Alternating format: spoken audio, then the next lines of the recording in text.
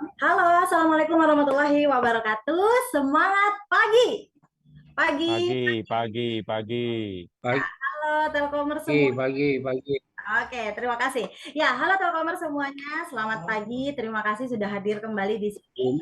Tentunya kami harapkan dalam keadaan sehat walafiat dimanapun Anda berada. Ya, senang sekali hari ini saya Elsa Tania Daniel dari Telkom Corporate University hadir menyapa seluruh Telkomers semua di sini untuk kembali hadir dalam tayangan webinar kita yang tentunya luar biasa ya kali ini, dan ini adalah perdana kita tayangkan sebuah program yaitu bernama InnoTalks ya. Oke, mudah-mudahan semua Telkomers di sini sudah familiar dengan webinar-webinar yang kami adakan, dan ini menjadi salah satu webinar yang nantinya akan menjadi salah satu rutinitas program kita di tahun 2024 ini ya. Oke, InnoTalks ini merupakan salah satu program inovasi talks di mana ini kita akan banyak sekali mengundang bintang tamu dan juga para pembicara untuk bincang-bincang dan juga sharing tentang banyak hal, bisa tentang ide suatu hal, kemudian produk, desain dan sebagainya. Jadi kita akan bahas bisa tentang hal baru ataupun suatu pembaruan. Nah, kali ini di program InnoTalks ini kita berkolaborasi dengan unit SDA atau Solution Delivery and Assurance. Nah, dengan tema yang kita angkat di InnoTalks kita hari ini adalah mengenai FinPay. Oke, tentunya udah pernah dengar ya tentang FinPay. Jadi FinPay ini kini hadir sebagai solusi transaksi digital berbasis digital yang praktis dan juga mudah digunakan. Dengan FinPay, kita bisa bebas memilih berbagai cara transaksi dimanapun dan kapanpun. Dan tujuan kita dalam webinar kita kali ini adalah untuk meningkatkan pengetahuan tentang produk dan juga solusi pembayaran digital, serta manfaat dan keunggulan dari FinPay itu sendiri. Ya, wah menarik nih. Mungkin selama ini kita hanya atau baru mendengar tentang FinPay, jadi kali ini kita akan bahas langsung dan sharing tentang FinPay. Nantinya juga Telkomers di sini boleh bertanya langsung dengan pembicara kita ya. Maka dari itu dalam agenda InnoTalks yang didukung oleh Tribe Knowledge Management Telkom Korpu, Corporate University, kali ini kita akan menghadirkan Mbak Luciati ya, kita akan akrab memanggilnya Mbak Luciati. Beliau adalah Group Head of Enterprise Solution PT Finet Indonesia sebagai pembicara kita kali ini dengan topik FinPay, the B2B game changer in regional market. Wow, luar biasa ya. Jadi pagi-pagi kita sudah dapat asupan informasi dan juga ilmu baru tentang FinPay ini sendiri. Dan nanti juga akan dipandu oleh moderator kita, ada Mas Sandi Adi Sutiono, beliau selaku Manajer Solution Readiness 2 Divisi SDA. Ya, jadi kita akan dengarkan nanti diskusinya dari moderator dan juga pembicara kita kali ini. Ya, sahabat InnoTalk semuanya, dalam webinar kita kali ini kita akan siarkan, ini disiarkan langsung dari live event My DJ Learn dan juga supported dari Telkom Viral Studio Jakarta ya. Recording in progress. Kan acara ini sampai dengan akhir, sampai dengan selesai, karena kita akan bagi-bagi hadiah nanti di sesi akhir, akan ada hadiah bagi pertanyaan-pertanyaan yang kita pilih. Oke, baiklah. Kalau gitu sebelum kita mulai, kita akan dengarkan terlebih dahulu ada kata sambutan yang akan diberikan oleh Bu Irena Aldani Tuti, atau lebih akrab kita panggil Uni Alda ya. Uni Alda di sini adalah DEGM Solution Divisi SDA. Halo, selamat pagi Uni Alda. Pagi. Luar biasa, terima kasih sudah hadir. Dan boleh dong Uni berikan kita sedikit motivasi nih dan juga kata sambutan sebelum kita mulai acara ini. Silakan. Ya, baik, sorry ya, saya virtual background-nya agak kesulitan dari tadi. Jadi pakai ini aja nggak masalah ya. Baik, rekan-rekan semua, Assalamualaikum warahmatullahi wabarakatuh. Ini peserta sudah banyak ya. Ya, jadi tadi sudah disampaikan oleh MC Mbak Elsa ya, Mbak Elsa, bahwa memang kita kerjasama dengan Korpu. Terima kasih Korpu sudah memediasi acara ini gitu ya. Jadi memang seperti yang kita tahu kemarin kan sudah ada Telkom Klik ya di awal tahun kita mengadakan, sehingga EBIS itu sudah mencanangkan yang namanya transform gitu ya, di mana itu merupakan program utama dari EBIS, di mana Itu salah satu yang menjadi panduan kita semua. Nah, di mana di antaranya itu adalah ada 3 area fokus sebenarnya. Mungkin sekalian saya sosialisasikan sedikit gitu ya. Ada 3 area fokus, di mana yang pertama itu adalah bagaimana kita memaksimalkan profitability, kemudian yang kedua kita bagaimana untuk mengeksplor bisnis yang ada, terutama di regional dan di industri vertikal yang ada saat ini. Nah, ini yang ketiga itu adalah optimalisasi value. Nah, kita mungkin fokus di yang kedua nih, bagaimana kita mengeksplorasi bisnis gitu. Di antaranya itu adanya consultative selling gitu ya, bagaimana go to market alignment di dalamnya. Sehingga salah satu yang dilakukan oleh SDA adalah bagaimana memintarkan teman-teman regional yang saat ini memang masih ada gap pada saat kita offering ke customer, go to marketnya. Pada saat kemarin Telkom Ebis itu mengadakan kita keliling retail gitu ya, keliling retail bagaimana kita diminta oleh Kak V itu, nih semua band 1 ada di Ebis, semua harus turun sampai ke retail gitu. Untuk mendengarkan suara-suara retail, apa sih yang menjadi improvement, apa yang menjadi support needed yang ada di retail. Dan hampir semuanya salah satunya adalah peningkatan capability dari teman-teman yang ada di regional. Nah, salah satunya adalah Uni Alda, kami itu tidak mengerti apa yang harus kami jual di B2B ini. Kita akan memenangkan market B2B baik di regional maupun di industri vertikal yang ada saat ini, kita tahu ya gitu ya. Sehingga bagaimana kita mengalainkan itu semua. Kenapa kita minta acara ini kita selenggarakan dan kita kerjasama dengan Korpu supaya ini continue improvement-nya jalan gitu. Supaya ini bisa terus-menerus kita laksanakan. Di regional itu sendiri teman-teman sekarang kesulitan. Pada saat yang biasanya menjual IndiHome, yang selama ini kita lihat bahwa IndiHome itu sudah berpindah ke FMC gitu ya, sudah pindah ke Telkomsel, sehingga teman-teman harus fokus untuk jualannya B2B. Sehingga apa yang diharapkan untuk penjualan B2B ini adalah produk-produk yang memang bisa dijual. Sehingga ada 2 hal.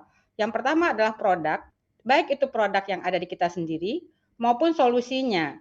Sehingga kita ajak solusi itu, baik solusi yang ada maupun solusi dari anak perusahaan. Kenapa hari ini kita undang teman-teman Vinet, ini saya kayak reuni nih sama teman-teman Vinet ya. Ini ada beberapa SL-nya Vinet yang join juga kali ya, Lucy ya. Jadi mungkin karena saya mantan direktur Vinet kali ya, makanya Vinet yang pertama diundang kan. Enggak ya. Jadi termasuk produk-produk anak perusahaan sehingga memberikan pemahaman kepada teman-teman di garda depan bagaimana B2B itu bisa kita menangkan di regional maupun di vertikal industri gitu. Seperti yang kita tahu memang ke depannya juga kita akan tahu bahwa ada 5 produk yang akan kita, kalau Kak V itu bilang low hanging fruit gitu ya, low hanging fruit produk yang memang harus kita sasar. Ada 5. Makanya setelah ini mungkin kita minta Korpu juga akan jalankan bersama dengan teman-teman SDA bagaimana 5 produk ini bisa kita sasar, teman-teman bisa paham sampai go to marketnya. Yang pertama adalah SD1, mungkin nanti disampaikan juga oleh tim saya, ada Sandi di sini. Nanti teman-teman kalau misalnya mau pengen tahu begini, kita pengen belajar tentang SD1 gitu. Tolong nanti bisa hubungi Sandi tim di SDA. Itu adalah tim saya yang akan membuat di tahun 2024 ini SDA akan mulai memintarkan teman-teman yang ada di regional maupun yang ada di vertikal industri. Yang kedua adalah cyber security. Yang ketiga adalah cloud, kemudian data center, kemudian Microsoft Office. Itu adalah produk-produk low hanging fruit yang memang akan kita jual di tahun ini gitu ya. Sehingga teman-teman itu harus paham terhadap produk itu, harus memahami bagaimana supaya produk itu bisa kita jual di market yang ada saat ini. Selain itu adalah solusi. Makanya solusi itu kita punya anak perusahaan yang kaya dengan solusi-solusi kita. Yang mana itu semuanya kita punya ingredient yang Kak Afi bilang ingredient kita udah cukup ini gitu ya. Bagaimana kita meramunya sehingga itu bisa menjadi solusi yang bisa kita sampaikan ke market gitu. Jadi contoh saat ini kita masuk ke marketnya finansial. Sehingga teman-teman tidak hanya kita bicaranya itu produknya adalah connectivity, kita juga bicara sekarang produk Vinet gitu. Sehingga kita bisa memasuk ke dalamnya itu bagaimana kita masuk ke industri finansial itu tidak hanya bicaranya connectivity, kita bicara juga di atasnya adalah solusinya terhadap anak perusahaan. Kita pada saat biasanya teman-teman di regional, Uni Ada gimana nih pencatatannya gitu ya, bagaimana kalau misalnya nanti produknya Vinet kita jual, itu sudah dipikirkan oleh teman-teman di EBIS gitu ya, bagaimana nanti ada yang namanya GTMA, ada yang namanya di GTMA.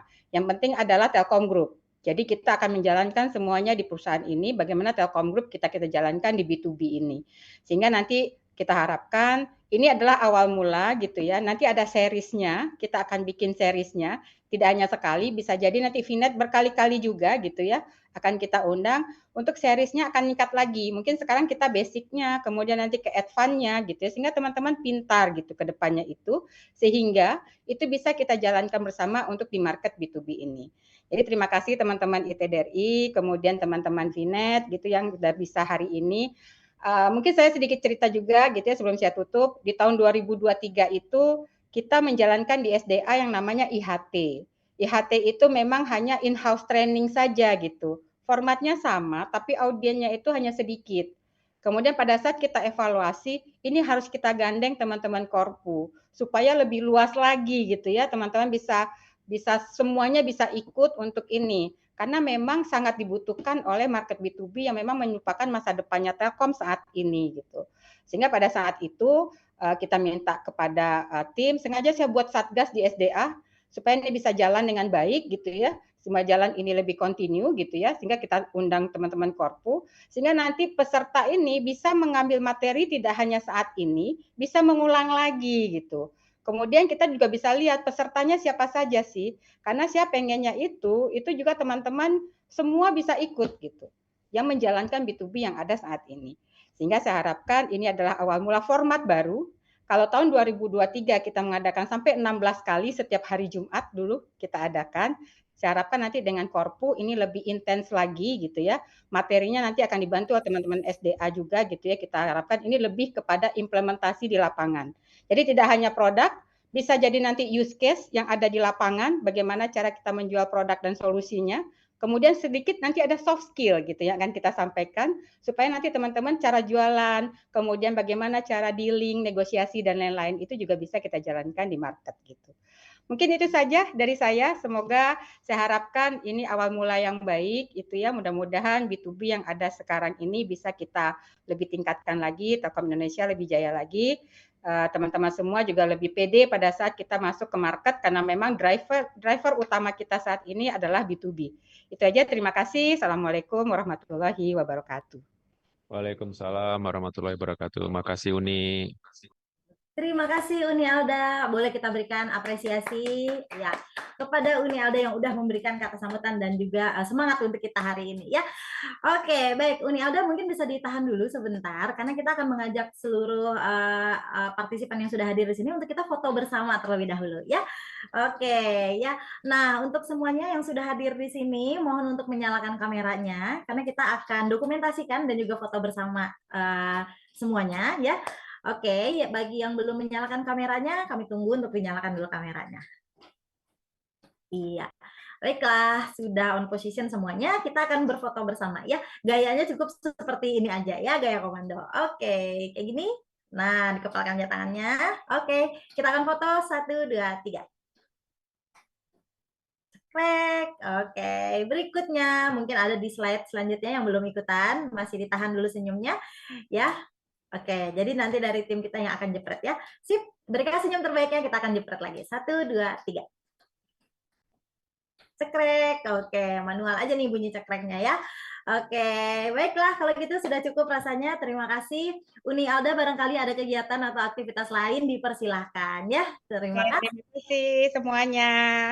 Iya. Makasih Uni. Saya pamit ya. Makasih. Ya Uni, makasih Uni. Baik, oke. Telkomers semuanya sebelum kita mulai ke acara intinya, tadi saya sudah kirimkan ada link di kolom chat, silakan diisi terlebih dahulu ya. Kalau link tersebut diklik aja kemudian diisi terlebih dahulu formnya ya, sudah ada di kolom chat. Baik, sebelum kita mulai juga akan ada, saya akan sampaikan juga rules of the game kita dalam mengikuti kegiatan kita hari ini. Apa aja rules of the game-nya? Bisa dilihat di layar. Jadi jangan lupa untuk mengganti nama Anda dengan menuliskan instansi underscore nama ya di di namanya.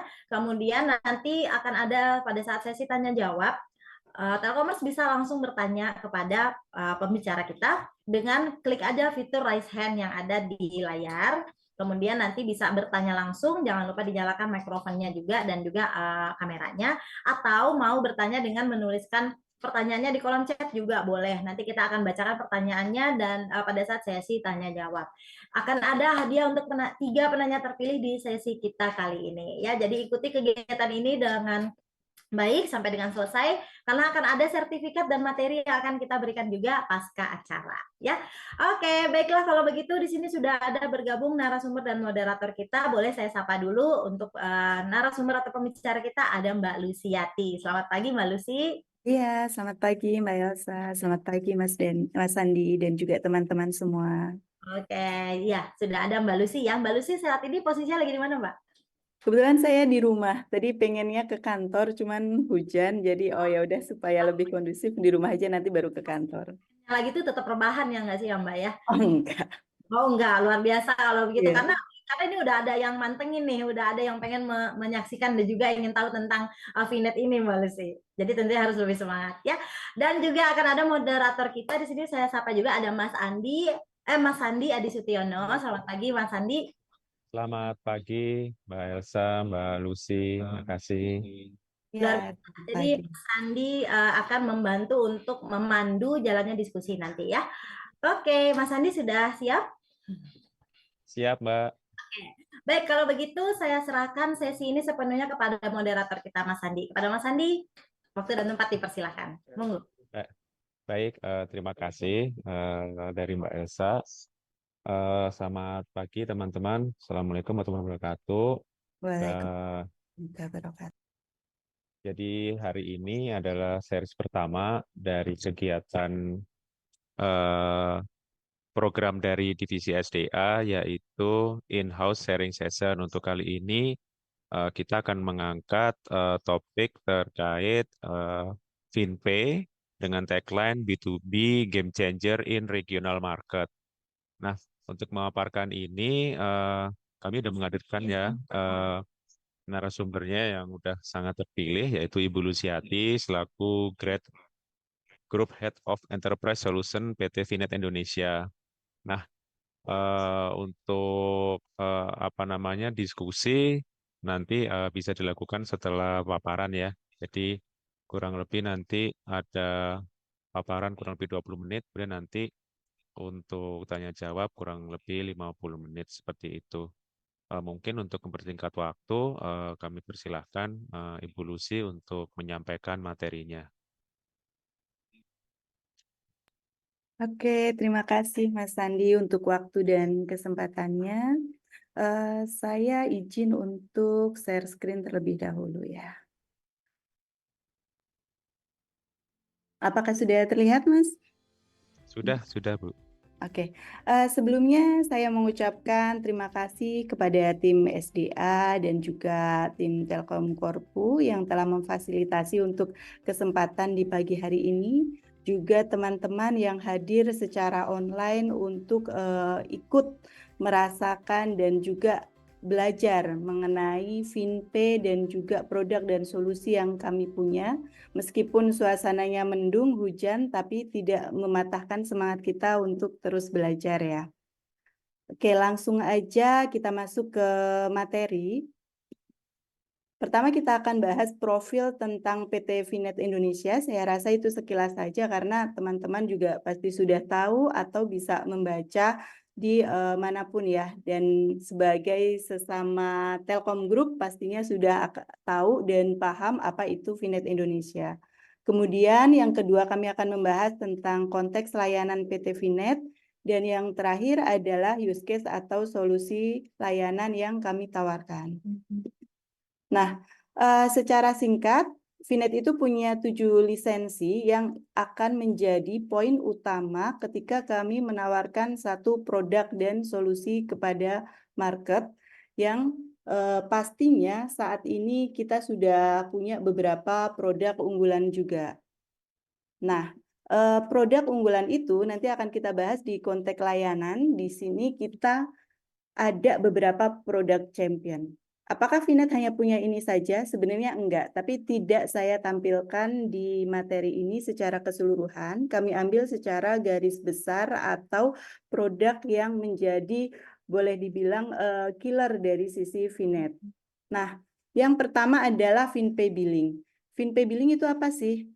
Kalau di kehidupan sehari-hari biasanya kita bayar tagihan Telkom, kemudian kita bayar tagihan Halo, atau kita melakukan pembayaran tagihan PLN.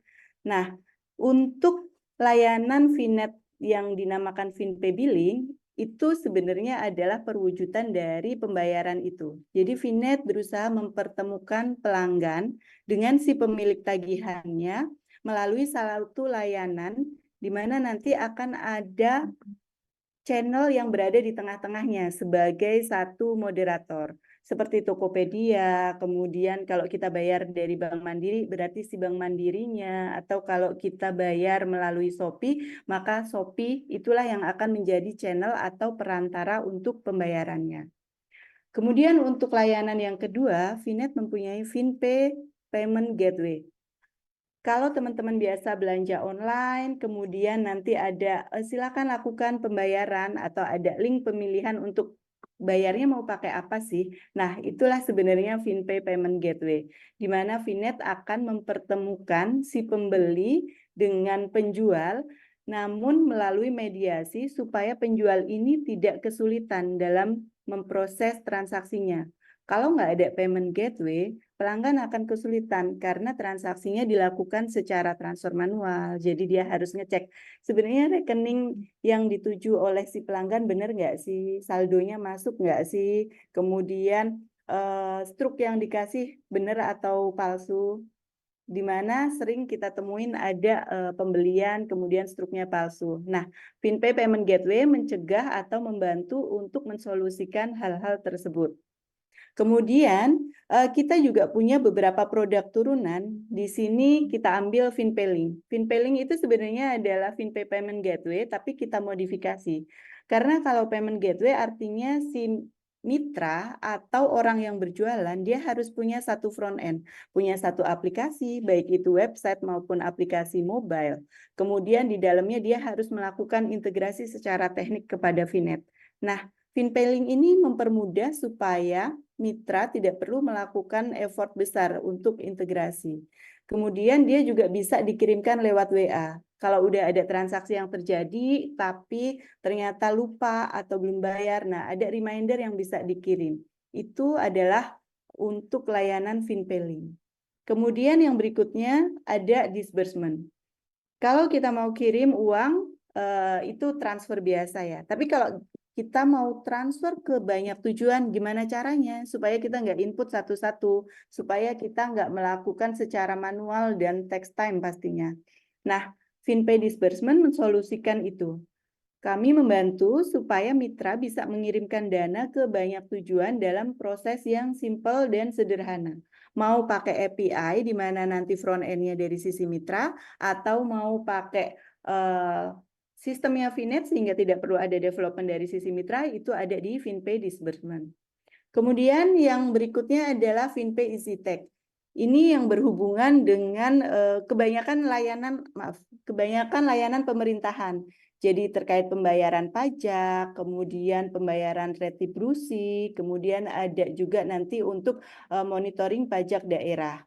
Nah, dari semua layanan ini, kita sebenarnya masih ada lagi nih layanan-layanan lain yang mungkin kalau disebutkan atau diceritakan akan panjang. Ada FinPay Voucher, kemudian FinPay Money yang di sini setara dengan Link aja, atau sebelumnya ada T-Money, kemudian GoPay dan OVO itu sama, adalah layanan elektronik money. Kemudian kami juga FinPay Remittance punya. FinPay Remittance ini sebenarnya secara garis besar hampir mirip dengan disbursement.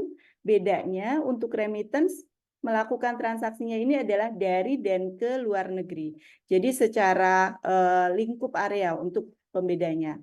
Kemudian yang tidak disebutkan di sini, Finet juga punya layanan untuk e-materai. Di mana sekarang kita tahu sudah digalakkan supaya ada e-materai digital, sehingga Finet menjadi solusi untuk distributor, kemudian Finet juga menjadi satu payment gateway untuk layanan e-materai. Namun di materi ini tidak disebutkan, tapi kalau nanti tertarik kami bisa bikin satu sesi terpisah untuk materi e-materai. Nah, next-nya, seperti apa sih luang lingkup solusi yang ditawarkan oleh Finet? Di sini VNet sebenarnya secara garis besar ada 3 action yang dilakukan, yaitu pertama memproses transaksi, baik itu transaksi billing maupun transaksi payment gateway. Transaksi yang terjadi oleh pelanggan itu akan dijembatanin oleh VNet supaya bisa berjalan secara smooth dan mudah. Kemudian yang kedua adalah rekonsiliasi. Rekonsiliasi itu adalah membandingkan data, karena bisa jadi transaksi yang terjadi di VNet atau terjadi di Wheeler itu dianggap sukses, tapi ternyata pelanggan saldonya tidak terdebet. Nah, masalah-masalah seperti ini nanti disolusikan dengan rekonsiliasi di H+1 setelah transaksi terjadi. Kemudian yang terakhir adalah VNet melakukan settlement atau pelimpahan dana dari channel maupun biller kepada pihak-pihak yang memang seharusnya mendapatkan haknya. Kemudian secara garis besar arsitekturnya adalah seperti gambaran berikut, di mana nanti customer itu akan menjadi end user, kemudian direct customer dari VNet itu sebenarnya adalah biller atau channel, kemudian si bank atau kita nyebutnya SOF, dan satu lagi adalah mitra pemilik aplikasi. Nah, di tengahnya VNet akan menyediakan satu sistem secara teknik sehingga semua bagian ini bisa terlibat. Kemudian ada satu dashboard monitoring yang akan kami berikan ke dua sisi, baik itu ke channel, ke biller, maupun ke aplikasi mitra, sehingga mereka bisa tahu transaksi yang terjadi itu berapa banyak, berapa yang sukses, kemudian berapa dana yang menjadi hak mereka. Kemudian di sini kami kenalkan beberapa mitra-mitra VNet, ada dari biller, di sini banyak Telkom Group, ada juga beberapa universitas, kemudian instansi pemerintah, serta ada kelembagaan lainnya seperti BPJS Kesehatan dan BPJS Ketenagakerjaan. Kemudian untuk channel kami sudah terhubung dengan hampir semua bank himbara serta bank daerah yang jumlahnya puluhan. Kemudian untuk merchant yang memakai payment gateway itu kami juga ada Peruri, kemudian ada juga Kementerian Imigrasi yang memakai VNet sebagai payment gateway di layanan e-Visa. Sedangkan untuk SOF pembayaran, kami sudah terhubung juga dengan lebih dari 20 source of fund atau mekanisme pembayaran, baik itu secara online maupun offline melalui modern channel. Nah, setelah kita tahu apa yang menjadi apa dan siapa yang menjadi mitra dari VNet, di sini kita juga perlu tahu sebenarnya siapa sih kompetitor kita. Kompetitor VNet di payment gateway 4 besar itu ada Doku, Zendit, Mitran, dan SP. Di luar dari ini masih ada lagi TransferPay, kemudian ada iPayMu, ada NicePay, ada FastPay, dan lain sebagainya. Jumlahnya nggak cuma 1, 2, 3, tapi bisa puluhan, bahkan mungkin di atas 20 mitra yang juga mempunyai lisensi setara dengan VNet. Sementara kalau dari sisi billing, pemain terbesarnya adalah Bima Sakti, Altera, Jatelindo, MKM, dan SYB. Sebenarnya di sini kita nggak hanya menjadikan mereka kompetitor, tapi di sisi billing itu kita terjadi proses kolaborasi juga. Jadi ada kalanya VNet itu ternyata harus nyambung atau connect untuk ambil salah satu biller dari mitra yang ada di sini, dari Bima Sakti misalkan atau dari MKM. Begitu juga sebaliknya, MKM bisa jadi dia mengambil salah satu atau salah dua layanan biller yang dimiliki oleh VNet.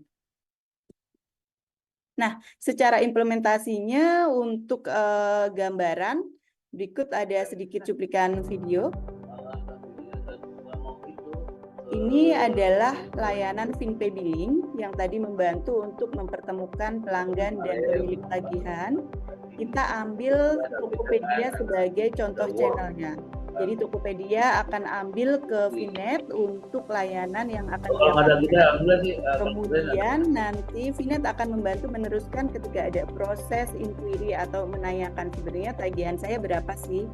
Nah, berikutnya di pilihan metode pembayaran ini adalah layanan untuk payment gateway.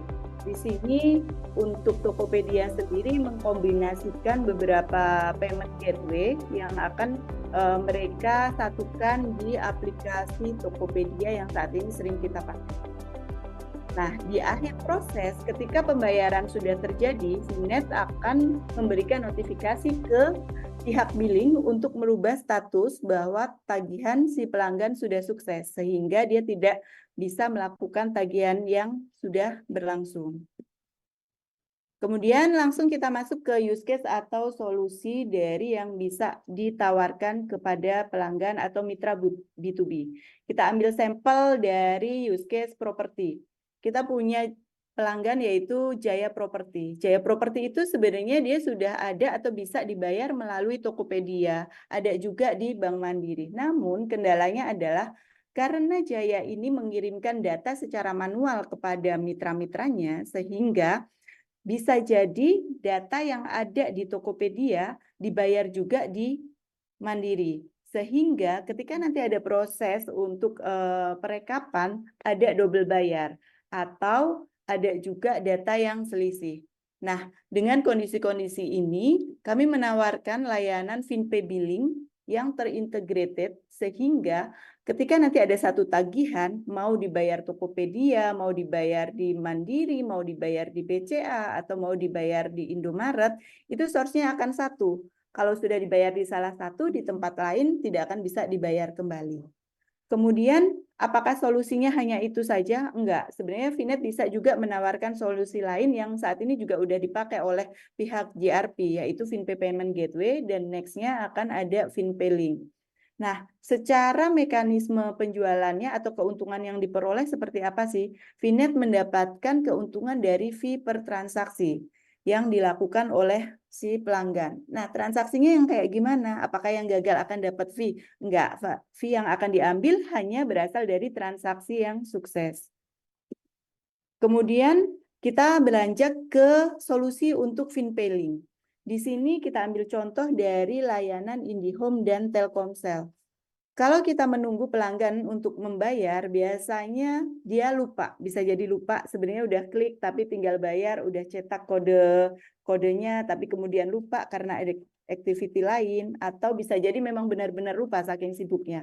Nah, FinPay Link membantu mensolusikan itu dengan mengirimkan informasi dan link tagihan secara langsung kepada si pelanggannya. Ini bisa melalui WA, bisa melalui SMS, atau bisa juga melalui email.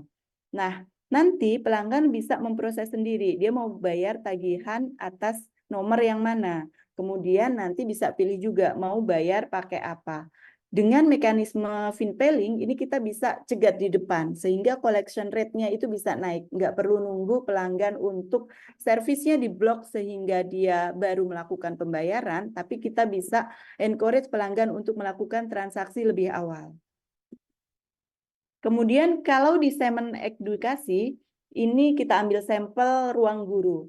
Nah, ruang guru ini melakukan satu layanan di mana si peserta atau muridnya itu nanti perlu berbayar, tapi tidak hanya sekali, karena biasanya proses untuk pendaftaran satu les belajar itu nanti akan ada periodenya, misalkan dia 6 bulan atau 12 bulan. Nah, gimana supaya tidak lupa atau supaya collection rate-nya juga naik? Kami menawarkan payment gateway dengan mekanisme recurring. Jadi dengan mekanisme recurring itu, sekali transaksi pertama di awal, berikutnya transaksi akan berjalan dengan secara otomatis. Nah, recurring ini sendiri saat ini kalau di VNet bisa dilakukan dengan transaksi yang menggunakan kartu kredit. Untuk secara model bisnisnya bagaimana? Sama. VNet menerapkan fee per transaksi sukses untuk layanan ini. Kemudian solusi berikutnya kita mengarah ini ke arah solusi government. Nah, di government kita akan banyak bermain dengan pajak, kemudian retribusi, kemudian layanan-layanan yang lingkupnya sebenarnya berkaitan dengan pendapatan atau kewajiban yang harus dibayar oleh warga negara kepada pemerintah. Nah, pajak sendiri ada beberapa ya, bukan hanya beberapa, bahkan mungkin ratusan jenisnya. Di sini yang saat ini kami sasar adalah pajak dengan mekanisme self-assessment, di mana kalau self-assessment itu sebenarnya kontrol dari negara itu agak kosong ya, agak longgar, karena berapapun yang dilaporkan, berapapun yang dibayarkan oleh si wajib pajak, dari sisi penyelenggara, atau pemerintah itu tidak bisa melakukan validasi dengan menuntut kamu harusnya bayarnya sekian loh gitu. Nah, Finet membantu ini supaya proses self assessment itu berjalan dengan setransparan mungkin sehingga pendapatan yang nanti akan diperoleh oleh negara itu bisa dengan pasti tanpa ada kecurangan. Kemudian untuk alatnya sendiri nanti kami akan melakukan semacam instalasi di kalau di sini tax monitoring adalah di hotel dan restoran atau warung-warung yang sudah modern. Nah, di sini akan ada perangkat yang kami install sehingga kami bisa tahu sebenarnya transaksi yang terjadi berapa sehingga nanti keluar angka yang harus dibayarkan oleh si wajib pajak itu seharusnya berapa sih. Next-nya kita akan masuk ke solusi untuk segmen trading, di mana kami akan memperkenalkan terkait disbursement.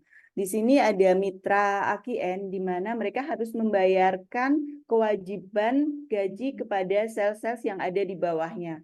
Nah, tidak ada aturan harus memakai rekening apa, sehingga setiap sales itu bisa mendaftarkan berbagai rekening yang mereka punyai.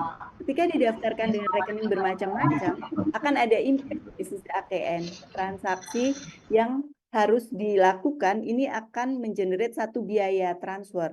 Kalau pakai online 6.500 ya, itu dikalikan berapa jumlah si karyawan yang ada di bawahnya, pasti akan sangat banyak dan ini menjadi satu cost yang cukup besar. Nah, dengan FinPay Disbursement sekalian kita mensolusikan beberapa hal, yaitu secara proses, kemudian yang kedua adalah untuk operasional transaksinya, cost yang dikeluarkan lebih sedikit.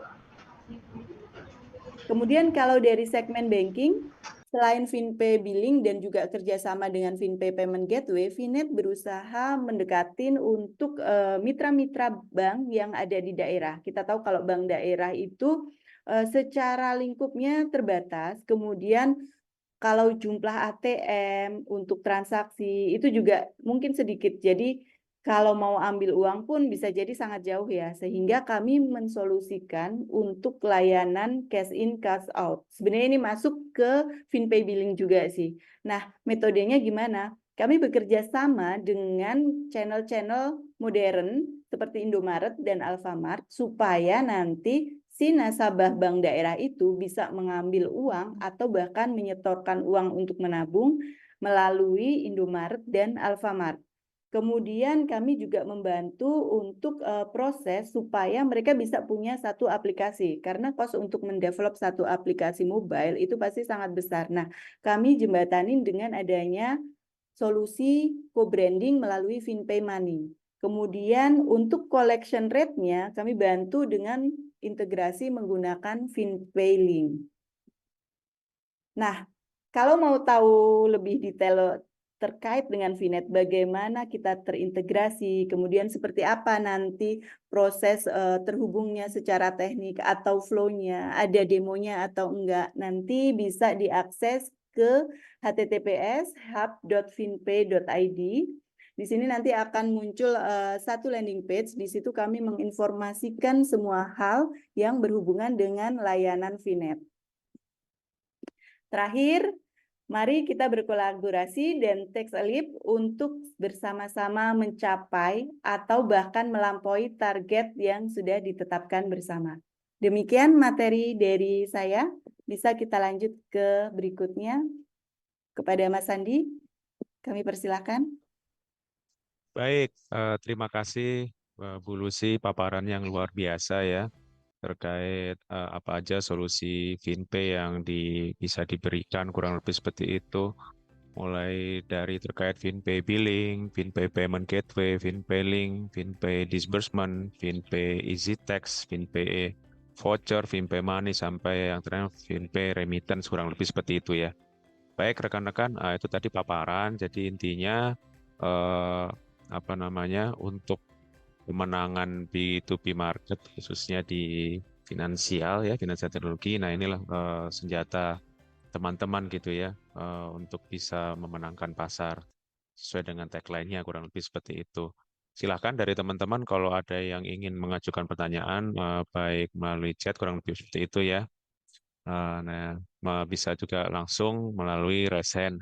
Nah, mungkin untuk mengawali ya sambil nunggu teman-teman, mungkin izin nyampaikan dulu sih dari Tirek 5 dan Tirek 3 ya yang sempat memasukkan terkait ini pertanyaan dari Tirek 5 dari Mas Pikes, yaitu terkait dashboard dummy untuk payment gateway dan PHRI online, serta running transaction dummy, payment gateway, dan PHRI online. Mungkin bisa ditanggapi terlebih dahulu, Bu Lucy. Oke. Nah, seperti yang tadi dijelaskan, Mas, kita punya satu single informasi sehingga ini akan jadi pintu masuk untuk pelanggan atau mitra-mitra B2B supaya mereka tahu sebenarnya mereka butuh layanan apa sih. Nah, ini bisa diakses di hub.finpay.id di mana nanti akan terintegrated langsung dengan dashboard yang dipakai sebagai monitoring transaksi. Nah, untuk prosesnya sendiri ini sangat simpel, nanti tinggal registrasi. Data yang diperlukan pun sebenarnya tidak banyak, kurang lebih seperti ini saja, meskipun nanti di dalamnya ada beberapa informasi lagi yang diperlukan supaya bisa full akses. Kemudian nanti untuk yang sudah terdaftar, ini bisa langsung masuk saja. Di dalamnya nanti kami akan memberikan informasi terkait transaksi apa saja sih sebenarnya yang terjadi di mitra. Nah, kurang lebih seperti ini sih untuk sampelnya. Mohon maaf, ini saya pakai real ya.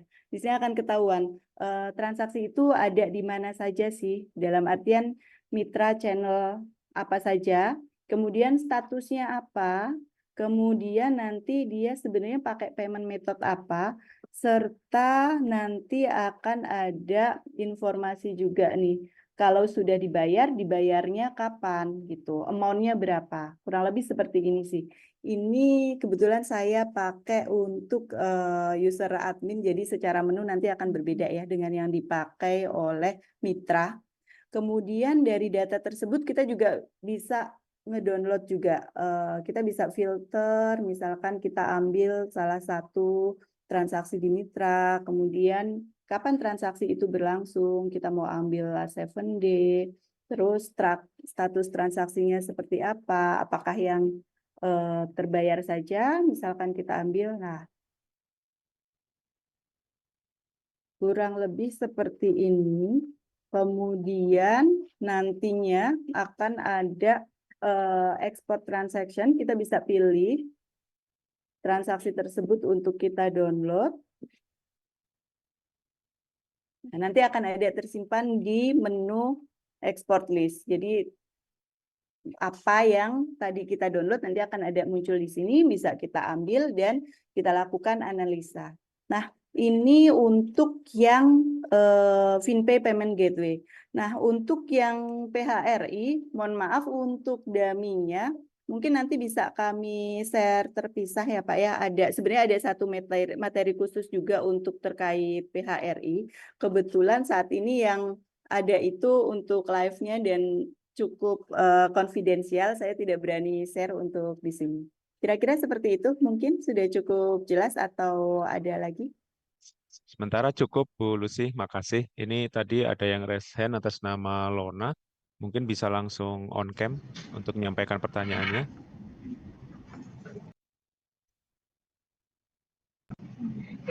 Iya Pak, ini udah kelihatan belum ya? Ya, gimana Bu Oke. Lona? Izin Bu Lucy ingin bertanya terkait payment gateway khususnya. Ini yang pertama memang kita ada kemarin ada sempat opti gitu permintaan dari sebuah hotel untuk payment gateway-nya mereka.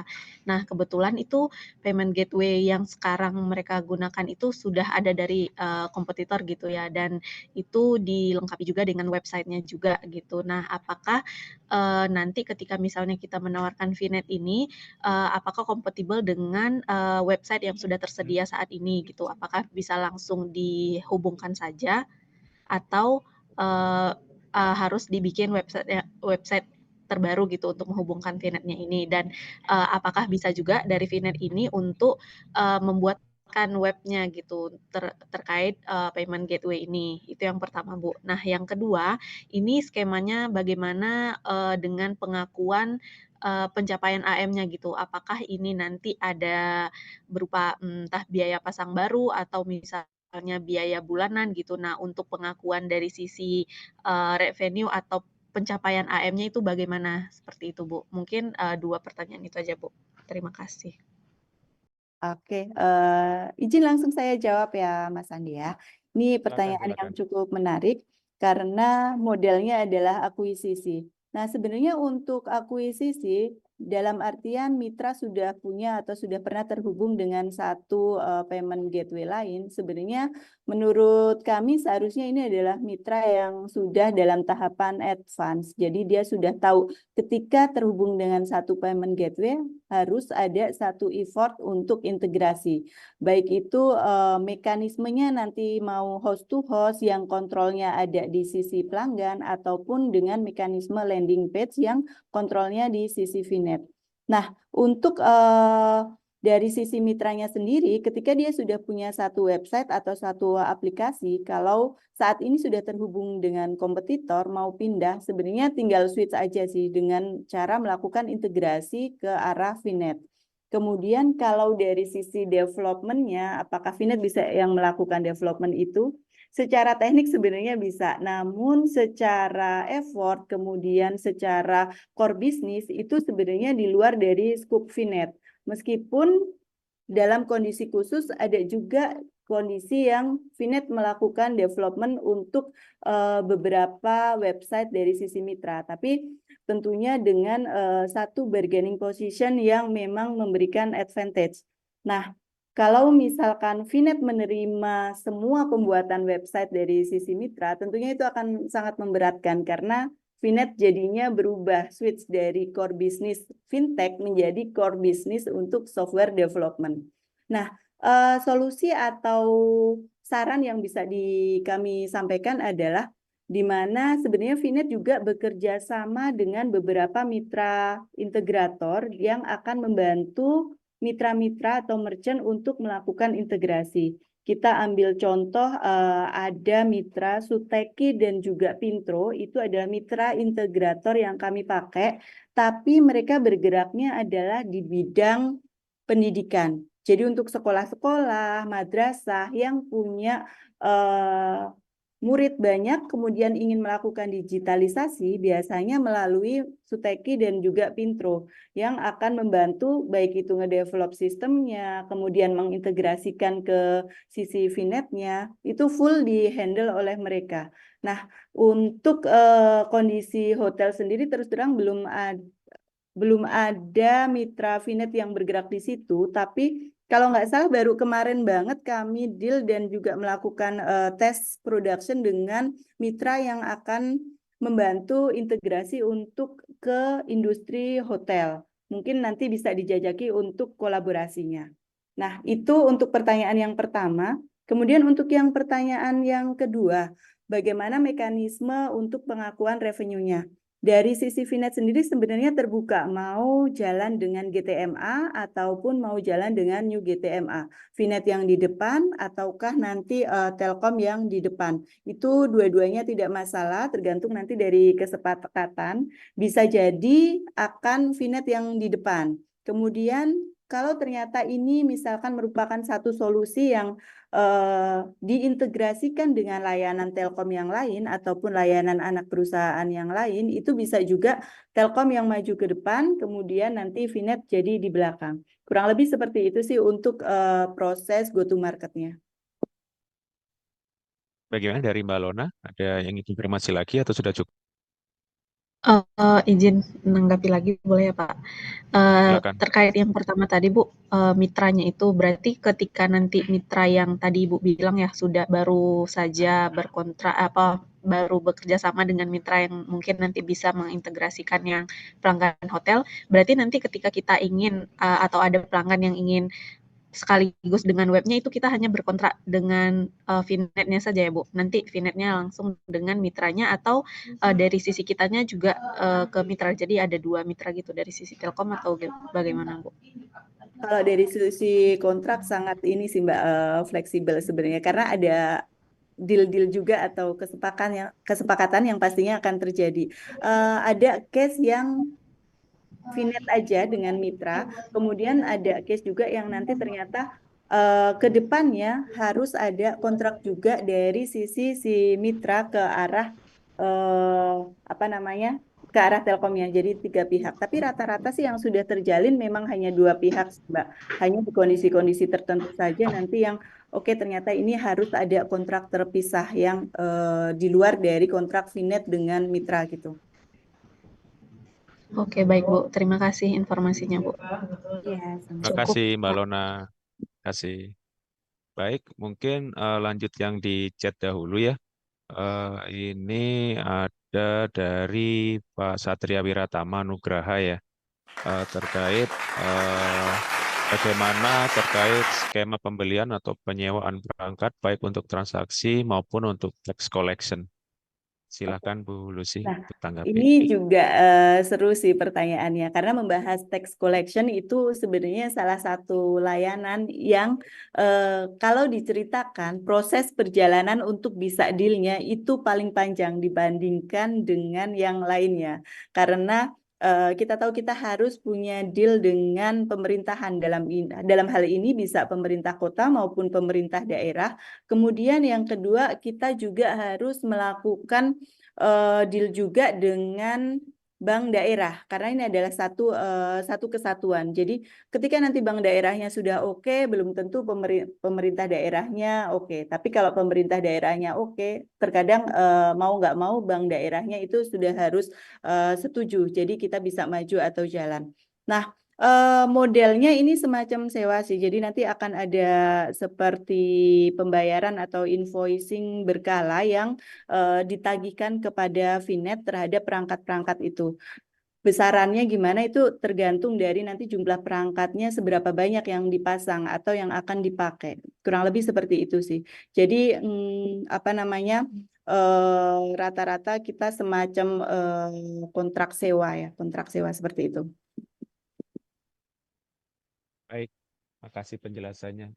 Izin lanjut ya. Ini cukup banyak pertanyaannya terkait besaran dari MDR atau Merchant Discount Rate. Itu berapa besarnya dan apakah sudah fix atau masih negotiable? Oke, untuk diskon rate atau fee yang berapa sih sebenarnya dikenakan VNet kepada mitra, itu kami publish secara resmi di hub.finpay.id, itu nanti ada menu pricing. Saat ini memang baru pricing untuk layanan payment gateway yang kami sampaikan di sana, karena itu lebih mudah dan lebih pasti ya, dalam artian ketika kita kontrak dengan mitra SOF misalkan Bank Mandiri ya angkanya pasti sekian dan sebenarnya mitra-mitra lain juga sama kurang lebih seperti itu dan pembagiannya ya dari fee itu adalah fee yang harus VNet bayar sebagai cost dasar kepada pihak bank. Nah, yang ada di hub.finpay.id itu adalah publish rate. Kemudian untuk realnya seperti apa? Di case-case tertentu kita masih melakukan ruang negosiasi juga, tergantung nanti dari transaksinya seperti apa. Kalau semakin besar transaksi yang terjadi di sisi merchant atau mitra kita, itu harganya udah pasti sih bisa digoyang gitu. Jadi sebenarnya itu adalah angka panduan atau angka dasar yang bisa diajukan pertama, kemudian nanti bisa dilakukan negosiasi lebih lanjut. Nanti bisa menghubungin ke AM VNet untuk mendapatkan offering yang terbaik. Nah, kalau untuk yang layanan FinPay Billing, ini agak unik. Kenapa kita nggak bisa publish? Karena sebenarnya FinPay Billing itu kita memperoleh revenue dari fee yang dibayarkan oleh pelanggan. Nah, masing-masing biller punya kebijakan untuk fee yang akan diterapkan ke pelanggan. Ada yang menyerahkan atau bebas. Terserah kamu mau taruh berapapun fee yang dikenakan ke pelanggan. Aku nggak peduli. Yang penting pelanggan melakukan pembayaran sehingga uang masuk, collection rate-nya naik. Kemudian ada yang oke, dari admin fee yang dibayarkan oleh pelanggan katakanlah 10.000, silakan bagi dua antara VNet dengan channel. Nanti ada case lagi biller yang dia menyampaikan bahwa ini admin fee-nya 5.000 ya, tapi dari 5.000 itu aku harus dapat, sehingga fee 5.000 itu nanti dibagi 3, yaitu biller, VNet, kemudian si mitra yang jadi channelnya. Nah, karena ini cukup dinamis dan berbeda-beda, sehingga saat ini belum kami keluarkan secara resmi untuk informasinya dan lebih ke arah to be discussed, sehingga bisa langsung nanti kesepakatan ketika terjadi deal bisnis. Baik, Bu Lucy, makasih paparannya luar biasa. Izin lanjut ya. Ini dari Bu Yasinta, M Government Witel Solo, terkait FinPay disbursement yang merupakan proses pembayaran atau distribusi dana dalam jumlah banyak. Apakah case sebagai contoh di sini adalah dinas KP ya, keluarga berencana, mungkin dinas akan mengirimkan dana transfer ke tim yang berjumlah ribuan. Bisa disolusikan dengan FinPay disbursement apa tidak? Jika bisa, bagaimana terkait administrasi distribusi dana yang kemungkinan memakai channel multi banking, sedangkan anggaran dinas sudah dialokasikan di angka misal 100.000 per person. Dan apakah akan difasilitasi dashboard atau report final transaksinya? Terima kasih. Silakan, Bu. Iya, oke. Untuk yang case ini benar nanti disolusikan dengan FinPay disbursement, di mana di FinPay disbursement itu nanti ada di dashboard kami bisa juga melalui API untuk melakukan bulk secara file. Transaksi disbursement-nya akan dilakukan ke berapa banyak. Nah, sebenarnya ada limitnya. Kenapa ada limitnya? Karena ini di proses back-end-nya, kita ke arah banknya itu nggak bisa langsung kirim 100, langsung 100 jalan bareng, itu nggak. Secara protokol tetap berjalan secara berurutan. Jadi tetap ada processing time yang nanti diperlukan. Nah, secara prosesnya nanti ketika tergabung ke FinPay disbursement, nanti bisa masuk, kemudian ada satu file yang akan jadi pakem atau jadi sampel untuk prosesnya. Seperti apa formatnya, kemudian seperti apa tujuannya. Nah, itu harus dipastikan kayak nama si tujuannya, kemudian nama banknya itu benar, karena kalau enggak nanti akan jadi satu transaksi yang gagal. Kemudian yang berikutnya secara fee-nya bagaimana? Karena VNet itu terafiliasi juga dengan mitra BI Fast, sehingga nanti secara fee yang ditawarkan akan lebih murah. Kalau misalkan online banking itu kita kena 6.500, kemudian ada beberapa online banking yang membatasi nih, karena dia kan sebenarnya buka BI Fast juga kan. Nah, di waktu-waktu tertentu BI Fast-nya itu sengaja ditutup, sehingga yang muncul hanya opsi online bankingnya. Kalau di sisi VNet nggak bisa selama layanan aman, secara ke arah banknya aman, ya transaksi untuk disbursement-nya itu bisa dilakukan kapanpun. Kemudian untuk fee-nya kami bersaing juga, secara basic rate akan sama dengan yang ditawarkan oleh BI Fast. Tapi kalau misalkan nanti ada kebutuhan-kebutuhan atau deal yang menarik, mungkin bisa dibikin satu offering yang Harus dengerin lo, jangan berbeda, aja diskusi gua, tergantung diskusi sama dari gestar aja. nanti bagaimana potensi yang akan diperoleh dari bisnis tersebut. Sebagai informasi, kita juga sedang ada proses penjajakan dengan mitra instansi pemerintah lainnya untuk kondisi yang serupa sih.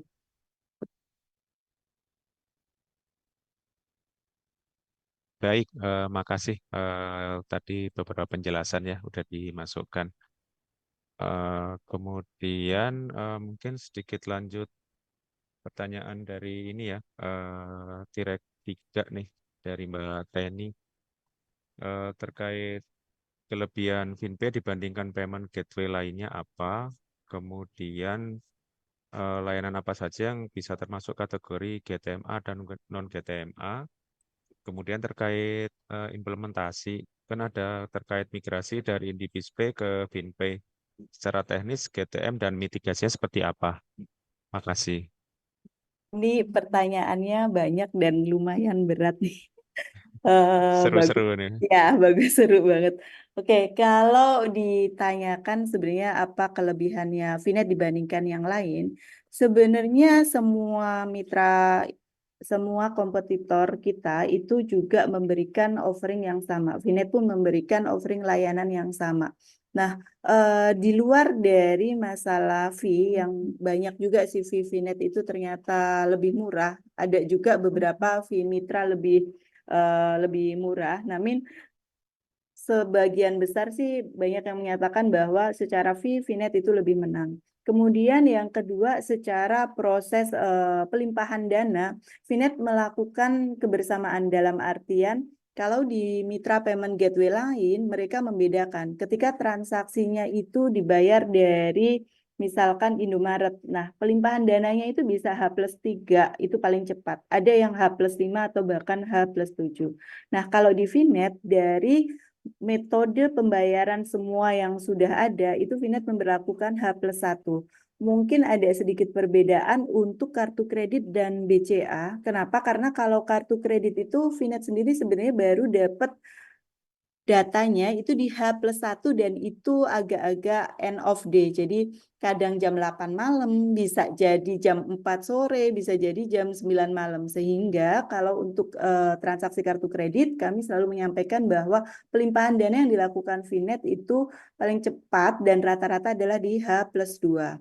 Kemudian kalau untuk Bank BCA, karena dia ini boleh dibilang rajanya, mau nggak mau harus tunduk sih. Agak sulit untuk menaklukkan ini. Tapi kita upayakan bisa memberikan di H+1 juga. Nah, di luar dari masalah fee dan pelimpahan dana, kami saat ini punya berbagai lisensi seperti yang tadi ada di tayangan pertama, itu menjadi salah satu kelebihan sehingga kami bisa memberikan satu layanan yang terakumulate. Jadi ketika kami memberikan satu solusi ke pelanggan, itu tidak hanya payment gateway saja, tapi bisa digabungkan dengan pelayanan yang lainnya. Seperti misalkan di e-Visa. E-Visa ini sebenarnya menggabungkan dua layanan. Yang punya tagihan itu ada di Kementerian Keuangan, kemudian yang punya layanannya adalah Kementerian Imigrasi. Nah, di sini kami menggabungkan FinPay Payment Gateway, kemudian dengan layanan biller ke arah MPN, serta satu lagi terkait dengan lisensi RTGS.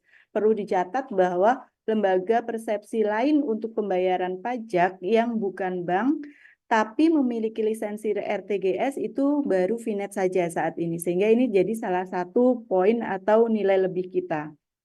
Di samping itu kita bisa dari sisi Vinet jadi bisa menjual layanan yang beraneka ragam. Misalkan seperti FinPayLink tadi. Nah, FinPayLink ini jadi nilai plus ketika kita jual ke mitra-mitra biller. Karena kalau di sisi mitra atau kompetitor yang hanya punya payment gateway, dia hanya bisa melakukan pembayaran saja. Kemudian si billernya ini artinya dia harus punya front end, kemudian dia harus connect ke dalam sistem billingnya lagi. Ketika nanti ada yang bayar, dia harus melakukan update. Nah, kalau dengan FinPayLink, karena Vinet punya layanan biller, kemudian Vinet punya payment gateway, ketika ada pembayaran, sebenarnya yang update ke database si billing itu dari sisi Vinet juga. Sehingga ini satu kali proses, tapi sudah mendapatkan hasil dua layanan. Kemudian kalau misalkan ada layanan yang ternyata perlu pembubuhan materai dari sisi pembayaran satu layanan, biasanya untuk WAPU ada satu aturan di mana ketika transaksinya lebih dari 5 juta harus dibubuhkan materai. Nah, itu bisa dikombin juga karena Vinet punya layanan itu. Kurang lebih seperti itu sih untuk kelebihan Vinet dibandingkan dengan kompetitor. Nah, berikutnya untuk pertanyaan mana yang bisa GTMA, mana yang bisa New GTMA, semuanya bisa dikondisikan seperti itu, Pak. Nanti, jadi tidak ada pemisahan bahwa payment gateway hanya bisa dilakukan dengan New GTMA, kemudian billing hanya bisa dilakukan dengan GTMA, itu enggak. Jadi semuanya bisa dilakukan baik untuk GTMA maupun New GTMA. Nanti tergantung bagaimana kesepakatan dan deal di lapangan. Intinya Vinet lebih ikut aja sih akan seperti apa nanti secara bisnisnya. Disesuaikan juga dengan kondisi di lapangan. Nah, terkait yang terakhir pertanyaannya kalau nggak salah terkait Indibis ya. Betul, Indibis kan ada Dokumentasi. migrasi itu kalau nggak salah ya. Oh ya, oke. Nah, untuk yang Indibis ini lumayan proses yang lama juga sih, karena ini adalah proses memigrasikan atau memindahkan satu layanan yang awalnya ada di Telkom, karena nanti lisensinya akan dikembalikan sehingga kita harus menyelesaikan kewajiban kepada pelanggan, sehingga solusi yang ditawarkan adalah memindahkan pelanggan Indibis ke Vinet, karena Vinet mempunyai license yang sama dengan yang diberlakukan di Indibis. Nah, untuk layanannya sendiri nanti dari sisi Vinet akan menggunakan layanan Mitra FinPay. Secara produknya disebut Mitra FinPay, tadi tidak disebutkan di produk champion. Namun Mitra FinPay ini pun sebenarnya dia adalah gabungan dari beberapa layanan yang sudah ada. Nah, tahapannya sendiri di luar dari kesepakatan bisnis, saat ini Vinet sudah masuk ke tahap piloting. Sudah ada beberapa pelanggan dari Indibis yang mulai menggunakan pendaftaran ke Mitra FinPay. Kita coba melakukan proses migrasi ini seseamless mungkin, diawalin dengan informasi atau semacam bujukan dari Telkom bahwa layanan ini nanti mungkin kata-katanya tidak dilanjutkan atau akan dialihkan. Nah, kemudian ada satu link di situ nanti yang akan klik yang dilarikan ke layanan Mitra FinPay. Nah, pelanggan sendiri juga nggak perlu lagi harus dia nulis datanya secara manual, tapi datanya nanti akan sudah di-provide, kemudian dimunculkan, tinggal nanti apakah pelanggan akan melakukan perubahan terhadap data yang sudah ada atau menggunakan data yang as is. Ketika nanti dia klik confirm, itu udah langsung akan pendaftaran ke aplikasi yang baru. Nah, di aplikasi yang baru pun kita berusaha supaya nanti baik itu secara fitur, secara experience-nya bisa sama atau setidaknya tetap bisa dipahami atau dilakukan supaya pelanggan itu nggak merasa kebingungan atau kok ini jomplang banget ya dari yang tadinya kalau misalkan mau transaksi tinggal 1 kali klik, kok di sini harus 3 kali, 4 kali klik baru nanti terproses ke transaksi. Seperti itu sih. Dan dari beberapa mitra yang sudah mulai memakai atau piloting ke Indibis, so far saat ini sudah semakin banyak, kemudian transaksinya juga terus bertambah dan boleh dibilang cukup smooth meskipun ada beberapa kendala operasional yang kadang terjadi namun masih bisa ditangani. Kira-kira seperti itu, Mas. Baik, makasih. Ini lanjut yang dari Pak Dito Prihastoro ya, terkait payment gateway, apakah pembayaran via virtual account bisa settlement di hari yang sama, dan virtual account yang dikeluarkan itu apakah bisa berlaku berapa lama? Kurang lebih seperti itu, Bu.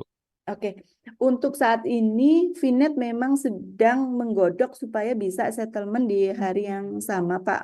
Sun semoga dalam waktu dekat itu bisa terimplementasi sehingga untuk kondisi existing untuk virtual account itu di H+1. Tapi kami sedang menggodok supaya ini bisa terrealisasikan bisa di same day. Meskipun dengan cut-off tertentu ya, supaya aman, kemudian supaya tidak ada potensi nanti ada fraud gitu.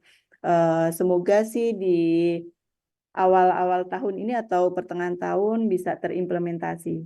Kemudian untuk masa berlakunya, nah virtual account itu sebenarnya ada beberapa ya secara mekanismenya.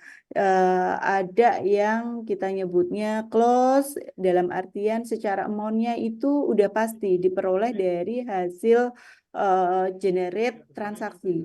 Atau yang open payment di mana itu nanti akan bisa input berapapun untuk melakukan transaksi di virtual account. Kemudian ada satu lagi yang dinamik. Dinamik ini dalam artian kodenya berubah-ubah. Kemudian ada satu lagi yang statik, di mana kodenya akan selalu sama. Nah, kalau yang statik ini sebenarnya selama tidak dihapus di sistem, selama tidak dihapus di data, itu akan berlaku seterusnya.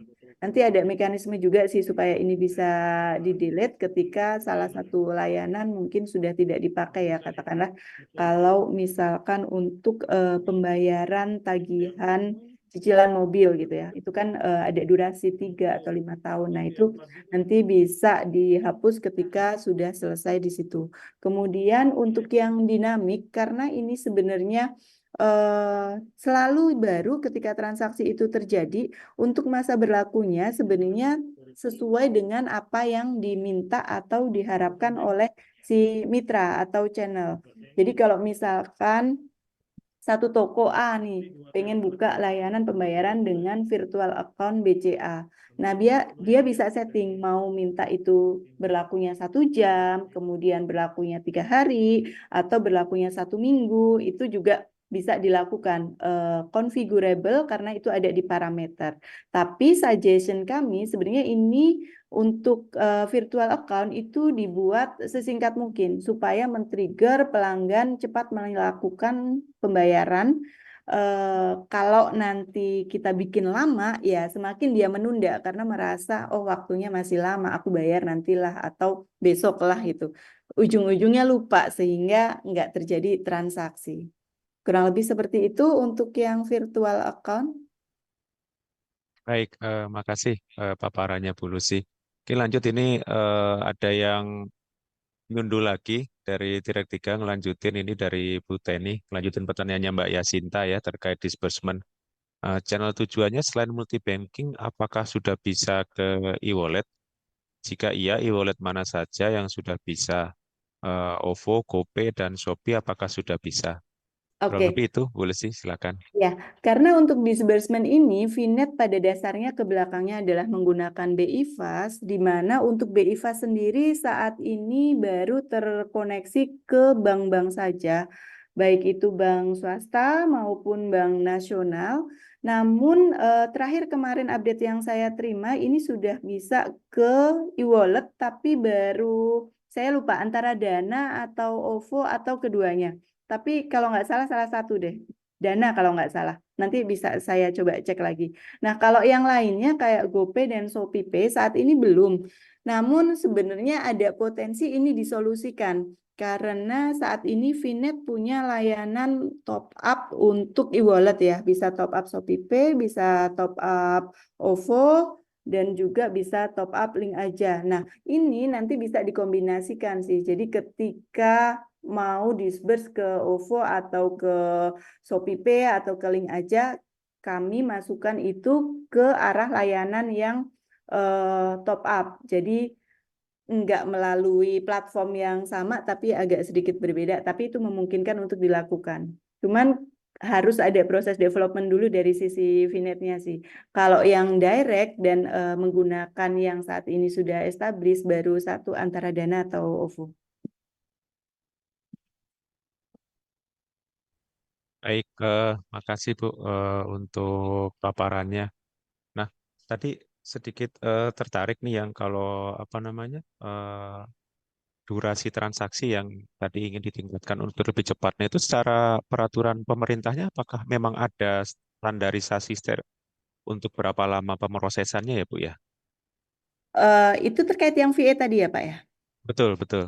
Oke, sebenarnya nggak ada sih Pak aturan ke arah situ, tapi memang apa namanya kalau secara sistem sendiri dari VNet di set minimal itu 15 menit. Kemudian untuk rata-ratanya berapa lama itu sebenarnya tergantung dari jenis transaksi yang dipakai.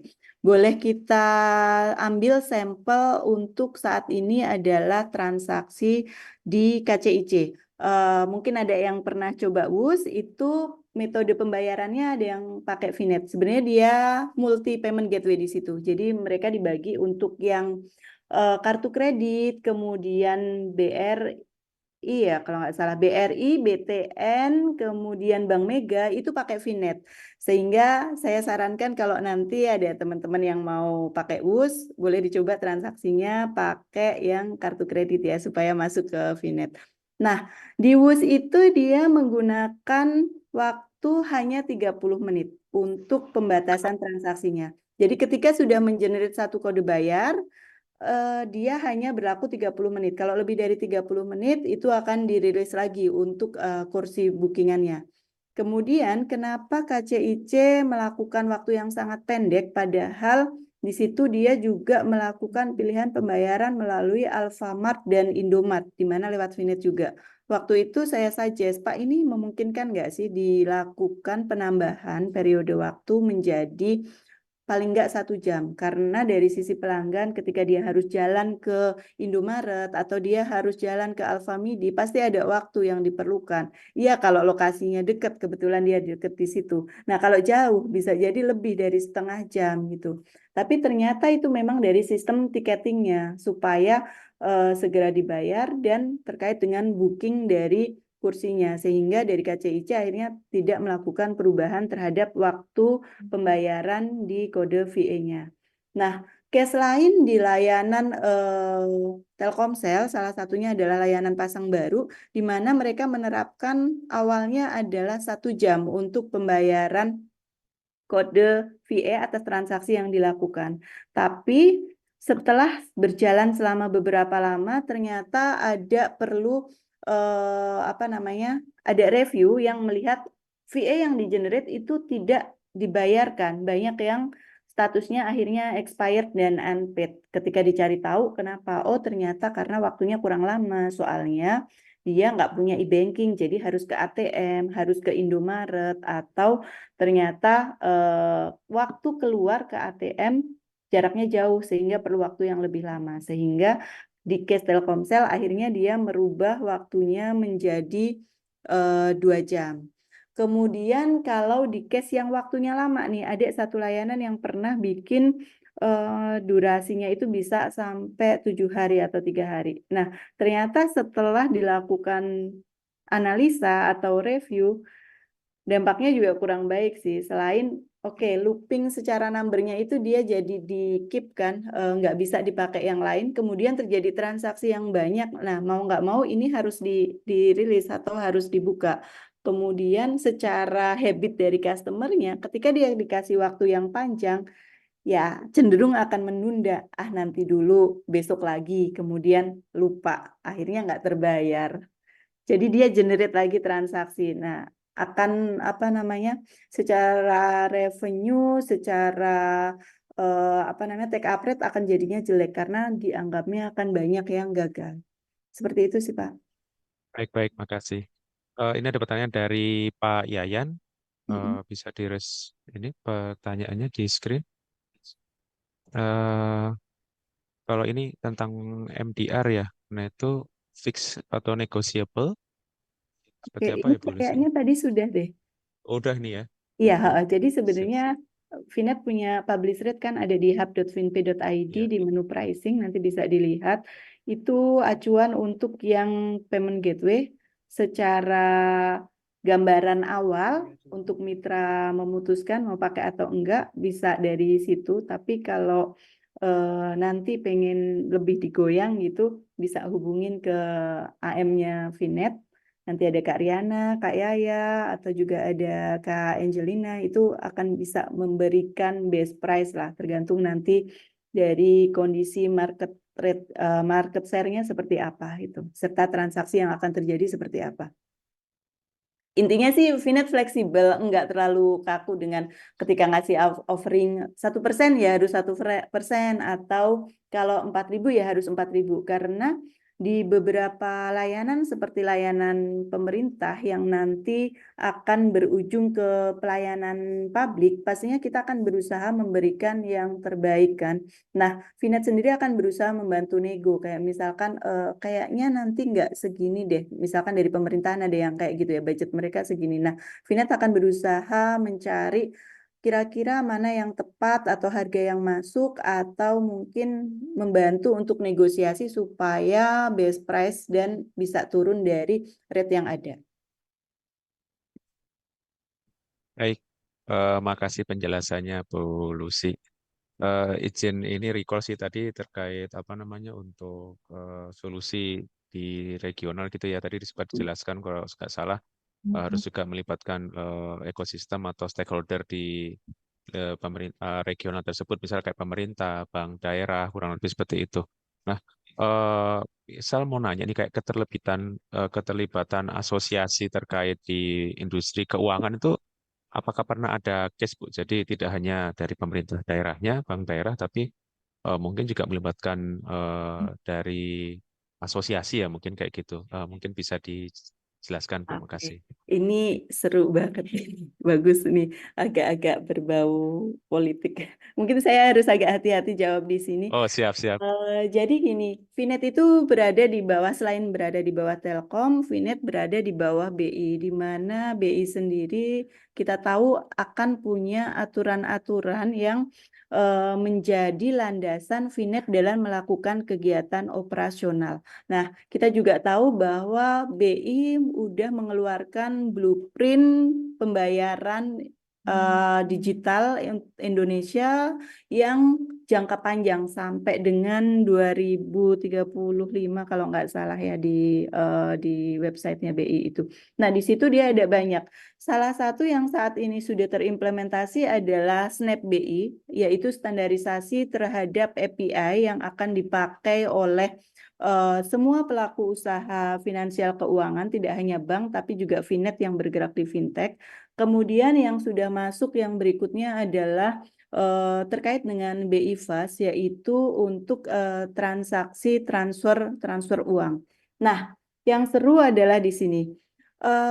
BI Fast itu sebenarnya boleh dibilang ini ya agak ini ya. Dalam artian kita sudah ada teknologi RTGS, kemudian yang bank-bank pakai untuk transfer online secara fee dia mengeluarkan harga 6.500. Kemudian muncul BI Fast yang ditekan lagi cost-nya menjadi 2.500. Nah, pasti para pengusaha finansial yang melakukan transaksi atau mengeluarkan layanan itu akan merasa kok ini kayak menurunkan gitu. Sementara di awal tidak ada proses mungkin mediasi atau tidak ada proses informasi lebih awal.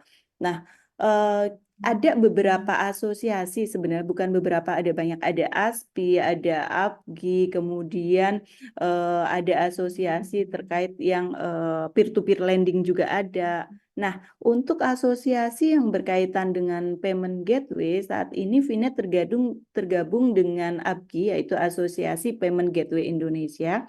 Salah satu foundernya kebetulan ada di Vinet juga, Ibu Angelica Putri, dan Vinet juga lumayan aktif untuk ke arah BI-nya. Nah, salah satu yang dilakukan oleh APGI terkait dengan kebijakan BI adalah melakukan moderasi terkait dengan yang BI Fast, sehingga supaya ketika nanti berjalan atau supaya ketika ada perubahan lagi itu boleh dikatakan tidak mematikan usaha atau lini bisnis dari para peserta yang tergabung dengan APGI dan juga pelaku industri lain yang sejenis. Nah, ini memang ya agak terlambat sih karena keluar peraturan dulu, harus ditepatin, harus diikutin, kemudian APGI baru berdiri, baru masuk gitu. Tapi tidak sia-sia, setidaknya melalui APGI beberapa aspirasi atau beberapa poin-poin yang menjadi concern dari pelaku usaha payment gateway itu bisa tersampaikan dan mungkin akan menjadi satu landasan ketika BI kedepannya melakukan satu kebijakan baru. Gitu, Pak. Baik, Ibu. Wah, luar biasa nih paparannya, diskusinya sangat berkualitas ya. Walaupun pertanyaannya tadi berat-berat, tapi Bu Lucy kayaknya Ya, udah di atas nih. makin Ilmunya kesini luar biasa. makin berat. Sesuai ini nih, narasumbernya kan udah expert ya. Jadi mungkin para penanya juga mengimbangi gitu. Baik, Ibu, mungkin kita untuk di acara Q&A-nya sudah di penghujung gitu ya. Jadi terima kasih atas paparannya yang luar biasa dan mungkin untuk teman-teman di regional dan unit lain kalau masih ada yang tanyakan nanti mungkin bisa langsung kontak-kontak dengan Bu Lucy dan tim Vinet terkait ya. Karena ini sangat menarik. Kurang lebih seperti itu, izin wrap up aja. Jadi intinya kalau sebagai game changer sudah pasti kita nggak hanya bermain di satu sisi ya. Tadi disebutkan juga ada terkait ekosistem. nggak hanya pemerintah, nggak hanya pemain institusi keuangan aja, tapi juga ada asosiasi. Dan pastinya VNet sangat mendukung yang terkait namanya customer focus ya. Jadi memang segalanya untuk customer. Jadi ujung-ujungnya mantranya adalah fleksibilitas, nggak main kaku-kakuan selama untuk customer dan pemenangan Telkom Group. Intinya teman-teman dari VNet siap support. Kurang lebih itu yang bisa saya wrap up. Makasih banyak Bu Lucy, makasih banyak Mungkin teman-teman. satu Ya, gimana Bu? Silakan, closing aja sedikit dari saya. silakan Ibu. Terima kasih atas waktu dan antusias dari peserta lainnya. Eh, Saya mau menyampaikan bahwa sebenarnya kompetisi itu sangat penting karena bisa membantu membangun DNA kita supaya bisa menjadi lebih baik, supaya bisa terus berkembang dan tidak berada di bawah tempurung. Namun kita juga tetap harus melakukan kolaborasi supaya setiap inovasi baru, setiap peluang baru dan kreativitas yang ada itu bisa semakin baik dengan adanya kerjasama. Harapan kami, VNet dapat bekerja sama, dapat berkolaborasi dengan Telkom Group secara keseluruhan untuk meningkatkan dan melakukan digitalisasi terhadap Indonesia secara umumnya dengan tujuan untuk mencapai bahkan melebihi target yang sudah ada di depan mata dan harus kita raih secara bersama-sama. Terima kasih. Siap, terima kasih Bu, luar biasa closing remark-nya. Baik, karena Q&A udah selesai, izin kami kembalikan ke MC Mbak Elsa. Silakan Mbak Elsa.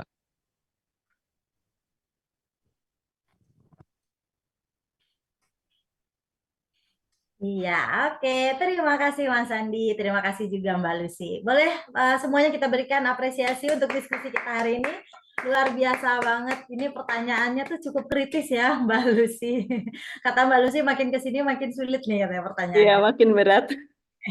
Kayaknya kalau dikasih durasi lebih nih pertanyaannya jauh lebih wow, kayaknya gitu ya Mbak Lucy. Oke, baiklah. Itu aja. Terima kasih Mbak Lucy atas sharingnya kepada Telkomers semuanya. Ini pertanyaan-pertanyaannya yang luar biasa ini nanti kita akan pilih dan nanti seperti janjinya akan ada hadiah nih untuk penanya terpilih kita edisi kali ini. Dan juga untuk pembicara kita yaitu Mbak Lucy, sebagai bentuk apresiasi dari kami akan berikan e-certificate untuk Mbak Lucy ya. Bisa ditambahkan e-certificate dari kami untuk Mbak Lucy ya. Oke, iya. Jadi ini bentuk apresiasi dari kami karena Mbak Lucy sudah menjadi pembicara di acara Innotalks kami. Dan juga terima kasih untuk Mas Andi karena sudah menjadi moderator dan memandu jalannya di diskusi kita kali ini dengan baik ya. Kemudian selanjutnya sahabat Expert Insight, saya juga akan memberikan informasi siapa saja yang kami pilih dan terpilih untuk sebagai penanya di edisi Innotalks kita kali ini yang akan mendapatkan masing-masing saldo top up link aja sebesar Rp100.000. Lumayan nih untuk menjelang akhir pekan ini ya buat jajan. Siapa saja penanya terpilih kita di edisi kali ini? Ini dia. Nah, selamat untuk para penanya terpilih, yaitu ada Yasinta, Teni, dan juga Dito. Ya, selamat untuk para pemenang. Ya, pastikan di capture, silakan dipastikan namanya benar terpilih sebagai pemenang, kemudian nanti bisa klaim hadiahnya, langsung aja untuk informasikan nomor link ajanya ke nomor yang tertera. Boleh barangkali ditampilkan lagi, barangkali tadi belum sempat dicatat nomornya, nanti bisa dihubungi langsung ke kontak personnya ke saya langsung ya, untuk informasi mengenai nomor link ajanya ya, karena akan segera kami kirimkan. Oke, sekali lagi selamat untuk penanya terpilih kita edisi kali ini. Ya, baiklah, kalau begitu sahabat, Telkomers semuanya, kita sudah sampai di penghujung acara. Jadi jangan lupa juga bahwa nantinya akan ada materi dan juga sertifikat yang bisa di-download pasca acara ya. Jadi mohon ditunggu aja, nanti selang beberapa lama bisa di-download materi dan juga sertifikatnya langsung di MyDigiLearn. Dan tayangan live ini juga akan bisa disaksikan ulang, bisa ditampilkan lagi. Untuk menjadi pembelajaran akan kami tampilkan di MyDigiLearn. Jadi jangan lupa untuk selalu update informasi dari kami mengenai webinar-webinar apa saja yang bisa diikuti dan layak untuk disimak ya. Baiklah, kalau begitu sekali lagi terima kasih untuk moderator kita yaitu Mas Andi dan juga pembicara kita Mbak Lucy. Dimanapun kita bisa ketemu lagi di sesi berikutnya dengan sharing-sharing mengenai informasi yang jauh lebih luar biasa kembali ya. Oke, kalau begitu terima kasih juga untuk sahabat Inotalk semuanya yang sudah bergabung. Terima kasih, jangan lupa untuk kembali lagi mengisi form yang tadi sudah ada di kolom chat, diisi kembali untuk pasca acara ya. Dan kami juga sampaikan terima kasih untuk tim dan rekan-rekan yang bertugas kali ini, yaitu ada dari My Vigilant, kemudian dari Telkom Studio, dari teman-teman Telkom Viral Studio Jakarta. Kami yang bertugas undur diri dan juga izin pamit untuk semuanya. Sampai ketemu lagi di seri-seri berikutnya dan program-program menarik lainnya. Sampai ketemu lagi. Mohon maaf kalau ada kesalahan, mohon maaf kalau ada hal yang kurang berkenan. Dadah semuanya. Assalamualaikum warahmatullahi wabarakatuh.